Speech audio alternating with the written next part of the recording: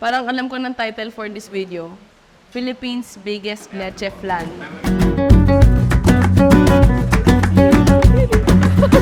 Cheers!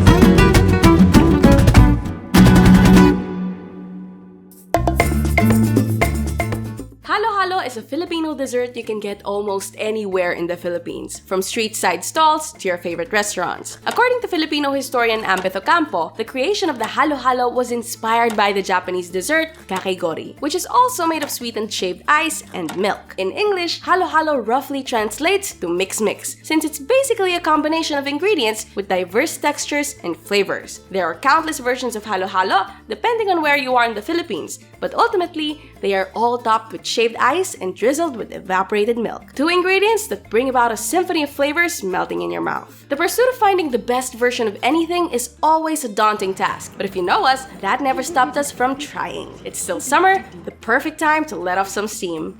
We discovered that Barangay Digman in Bacoor, Cavite had been serving halo-halo since the Japanese occupation. That's quite a history, so we thought it was a good place to start. Could Barangay Digman really be the home of the best halo-halo? Come along and let's find out. Yeah, Digman! Pagod! Uy, sakto! Our first stop was Digman's original halo-halo, started by Nene Gonzalez around the 1930s. She used to sell her halo-halo confections in used evap milk cans until she upgraded and sold them in old coffee glasses in the 70s. At the time, she sold them for 50 Philippine centavos. Today, her son Kuya Boy Gonzalez and his wife Minda are the ones running the business that has both sustained their family and sent their kids to school. Ngayon, ako na yung makikita nyo sa TV.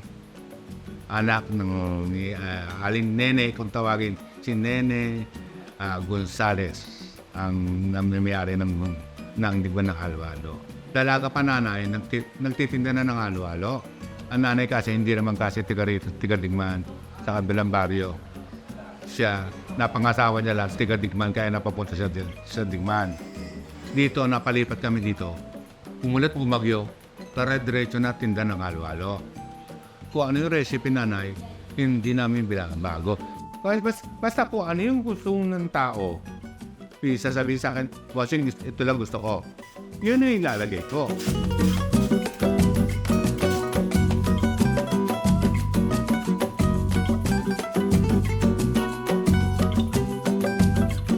Kasi yun ang gusto nila eh. Yung binibigay ko kung kaya kong bigay.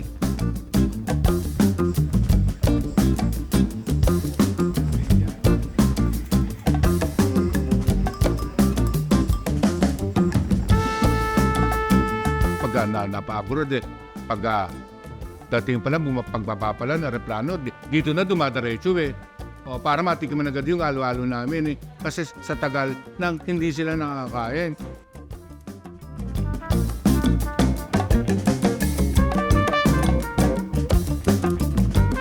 Ayan, ilan yan? 247. O, kami ang lahat ang luto niyan. Binili namin yan na sa palengke na hilaw, iluluto namin yan.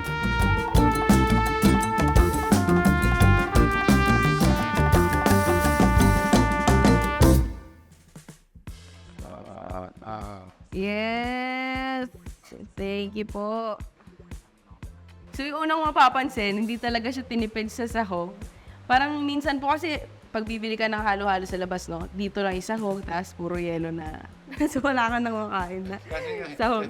Kaya yan ang binabalik-balik sa amin ng mga customer. Parang malalaki yung hiwa niya ng gulaman, ng nata. Cheers! Sakto po yung tamis niya. Tapos pansin ko po, naglalagay pa po ba kayo ng asukal? Hindi na. Meron yung ba kasi matamis kumain, kaya meron kaming asukal dyan. Kilala na lang naglalagay. Pero pagka nag-assemble po kayo, yung tamis ng ingredients, yun na yung Yun na. kapatamis sa kanya. Pero masarap na po yung timpla niya eh, kahit hindi na po siya nilagyan. Parang wala na po talagang kailangan baguhin. Wala na magulo. Masarap.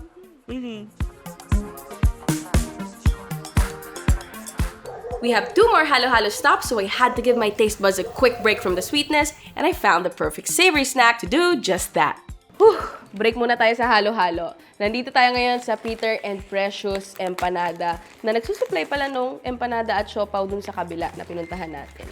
At na-discover namin na 37 years na pala sila dito kaya titikman natin tong chicken empanada nila. Uy, ang daming hulog. Grabe. Oh, super loaded. Yung una mong malalasahan sa kanya ay sweetness ng chicken nakasabay ng flaky, buttery crust. And alam mong bagong luto siya today kasi crispy pa yung crust and bawat kagat mo meron talagang chicken.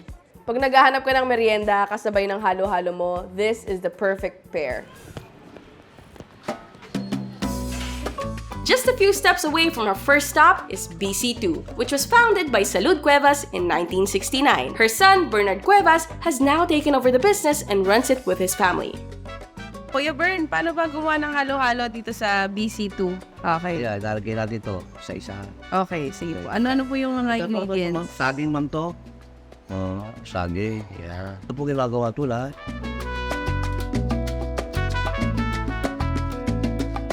Delicious to. Yung price is mas mura kami. Kain-kain ng mga masa. Ubi cream, pampalasa po ito. Oh. Para kung condensed to eh. Ito nila na secret eh. Ilalagyan mo yan, pampalasa. Yan pala yung secret niyo po. Tapos, itong recipe plan, saka itong ubis, ibabaw na. Sa ibabaw ng yelo. Para mukhang bongga. Para dyan natin ng ice cream. Okay. Para magandang tingnan. Yan, alam mo, yan po. Ready to eat na po ito. Serve na sa customer.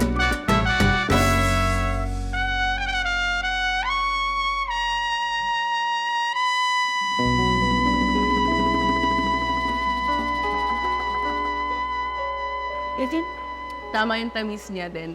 Yung ice cream po, nagpapa-level up talaga sa kanya. Yung ubi cream po na nilagay nyo, lumalasa din siya, tsaka yung kulay niya, nakakatuwa. Para mas nakainggan niya siya kainin. Hindi talaga yan pag natutunaw. Kasi ang halo-halo, pag sumasarap ka, paubos na eh. Ikaw po. Oo, tawa. Ice cream. Pero yung mga kapatid ko, sa amang na lahat. Dalawa na lang kami natira dito. Pangaray na yun, sulong ko po sa ako na lahat. Tatlo na sa Ambro. Kaya, tinugay ko na to. So kayo na po yung Ako na nagtuloy. pumunta rin sabi ko, pagpapatuloy ko to, di maris din. Bakit? Sinabi lang, commander natin na magpabaya ito, tindahan ito. At malaking bagay na tingin sa atin to. Kaya pag maraming tao dito, nakatao sa litrato yung nanay ko yun, nakatingin dito. Wala ito, no? Natutuwa siya. Sabi, nakikita niya eh. Na hanggang ngayon, pinagpapatuloy. Dire-diretso pa rin. Yung version po ba ng halo-halo nung mother nyo, tsaka yung ngayon, ang difference lang po nun, yung pag-add nyo ng ubi cream. Pero lahat po, same pa rin. Okay, try me so far. Oo, kasi... Alam ko ang halo-halo ang pinunta natin dito, pero hindi ko napigilan kasi mukha siya masarap.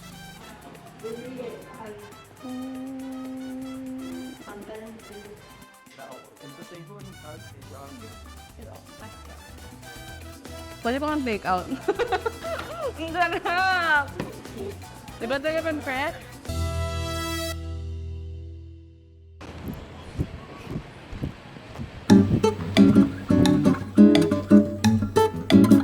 For our last stop, we visited a nearby restaurant that's relatively newer to the game, but are intent on serving something just as special with their version of a classic dessert that has 22 ingredients. Sa tanang buhay ko, marami na akong natikman na halo-halo, pero ngayon lang ako nakarinig ng 22 ingredient halo-halo.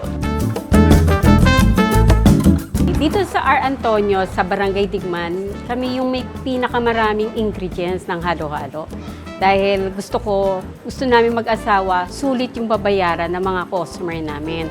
At ang lahat na yan, niluto talaga namin. From scratch baga.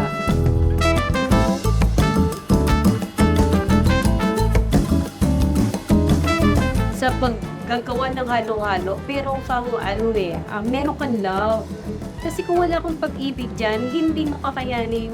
Dahil nakita niyo naman kung gaano karami yung ingredients namin. So, kailangan mahal mo talaga yung ginagawa.